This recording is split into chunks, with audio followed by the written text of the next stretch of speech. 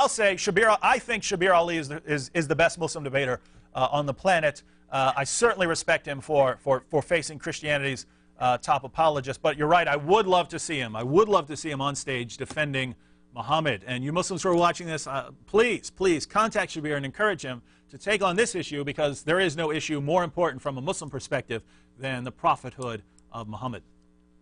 Thank you very much. I will take another call. Nashat, good evening. You're on the air. I would like to thank you for this great program with the great knowledgeable people running it. A couple questions for Manu. He said you have to read the Quran, the situations where the ayat was done.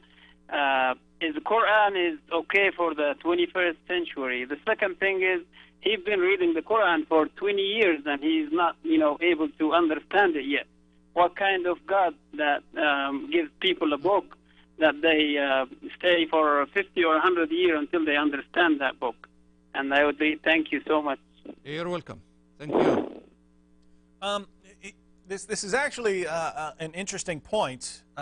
Manu says that we need to know the situations. We need to know the historical context for, say, Surah 929, fight those who do not believe. The problem is Manu rejects the hadith, so how do you get at the historical context? And if I present a historical context, Manu would probably reject it. In other words, if Manu says, hey, we don't know the history behind Surah 929, well, we do know the history behind 929. Muhammad received the command to fight the unbelievers, and he went out and launched an attack against the Byzantine Empire. That's the historical context. But that would mean that was a command to offensive jihad, going out and fighting and attacking the unbelievers. But Manu wouldn't want to believe that Islam commands people to go out and fight the unbelievers, so he's going to have to reject it. So I'm not sure the historical context of these various revelations helps. In fact, I'll say, once you know the historical context of these various revelations, the message of Islam becomes very clear, because you find out the peaceful revelations were early and that they were abrogated by later revelations which command violence. And the other point our friend brought up is why does it take so long? And that's a very important point. The Quran is the miracle, but it takes years of study to figure out that to understand why it's the Word of God. Well, what kind of argument is that? Jesus rose from the dead, so believe in Him. Very clear argument, very easy to understand. The Quran, how do you ever come to the conclusion that it's miraculous? And why would we spend years studying a book without a reason to believe it? In other words, if you're saying you have to study the Quran for years before you discover that it's a miracle, well, why am I going to spend years studying a book unless I'm convinced that there's something miraculous about it? In other words, I study the Bible. Why? Because it's a revelation from God. Why do I believe that? Because Jesus rose from the dead. So I have a reason to study the Bible. We have nothing miraculous in Islam. In fact, every shred of evidence we can find is against Islam. Why would we spend so many years studying a book that we have no reason to examine? The point is, the spirituality of a human being wants to have a message, divine message from God. And if I'm going to die, I don't know when I'm going to die, and I'm still looking for this divine message that's going to take me to heaven or to hell. So, I mean, what kind of message are you going to deliver to the people if I cannot understand it? All right, ladies and gentlemen, we'll have a break, and we'll be back. Stay with us.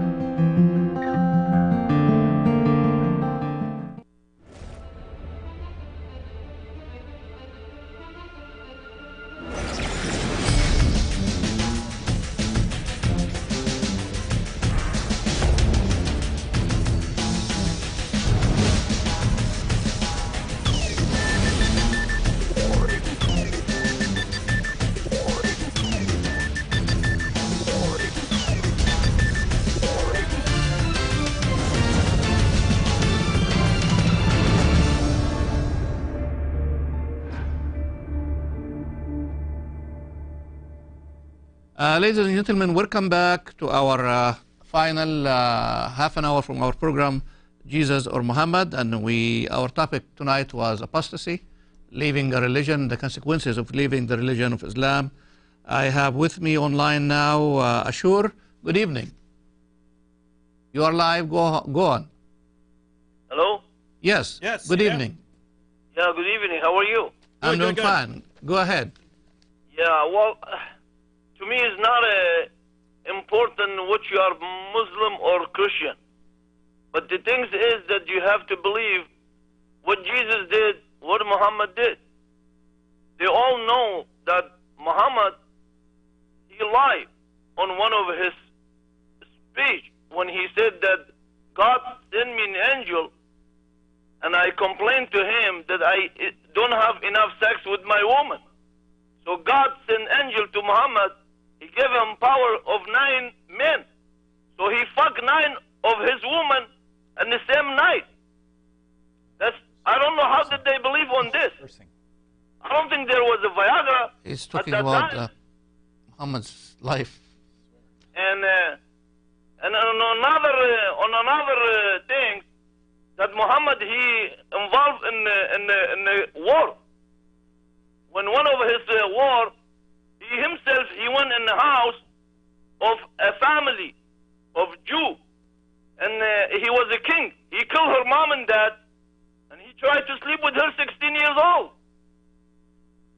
Like she screamed to God. She said, "How you killed my mom and dad? How are you gonna sleep with me here?" They said, أخذ عبايته ووضعها عليها وقال هذه غنيمتي من الحرب. شلون يؤمنون بالواحد يشغل السيف ويقتل الناس وياخذ غنيمة مال الناس؟ All right. Thank you, Ashur. We got the point. Thank you very much. You have a comment on Ashur. All right. We're going to take Michael. Good evening, Michael. Thank Michael? you so much for your good work. Can you hear me? Yes, I can hear you. Go ahead. Listen, you all don't understand what you're dealing with Manu. He's to be pitied. I mean, he's going to be searching for the truth all his life. He has no discernment. He has no intuition. He has no instincts. You know, the key to his personality is that when a public figure and the media comes before him, he can't pick up on who he is or what he is. He has to go around asking people. That's too bad. He's just perpetually confused. He hasn't got a clue. And until you guys understand that, you're not going to know how to talk to him. But one other thing I need to mention. Mm-hmm. When the Muslims are stymied by the fact that in the Old Testament, God told the children of Israel to go kill all the women, all the children, all the men, all the livestock, and you usually give them the same stock answer. You say, well, God can do anything. That was his judgment. And, and they were living in sin. But that's only part of the answer. The other is look into the area of polluted gene pools. Excuse me, I got something wrong with my throat. That was in the same day as Noah. They had polluted gene pools, and the Palestinians of the time of Joshua, the Lord had no choice. Your gene, when they reproduced, it would be some kind of mutants that they were dealing with. So I just wanted to mention that you might want to do research in the area of polluted gene pool. So I just want to mention that. Just one more thing to David. I think David's a great Christian, but he's a poor American. He goes to the airport and he says, "Go ahead, treat me like dirt," and that's fine with me because now I'm safe. Benjamin Franklin has a word for David. Those who are willing to give up their liberties and freedoms for safety and security deserve neither. So, of course, David doesn't understand that because he's accepted the media